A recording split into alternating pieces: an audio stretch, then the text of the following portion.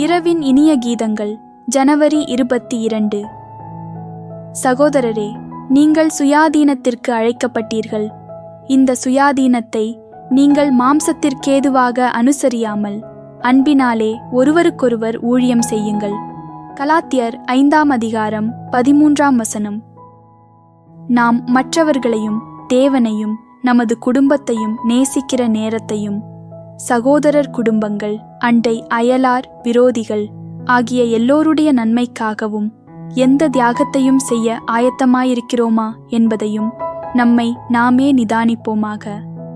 கர்த்தருக்காக எந்த தியாகத்தையும் செய்யவில்லை என்பதை உணர்வோமேயானால் நாமும் கர்த்தரை நேசிக்கிறோம் என்று நம்மை நாமே ஏமாற்றிக் கொள்ளாதிருப்போமாக. நாம் சகோதரர்களையும் அன்பான மற்றவர்களையும் நேசிக்காதவர்களாக இருப்போமேயானால் அதையும் அன்பு என்று தவறாக எண்ணாதிருப்போமாக.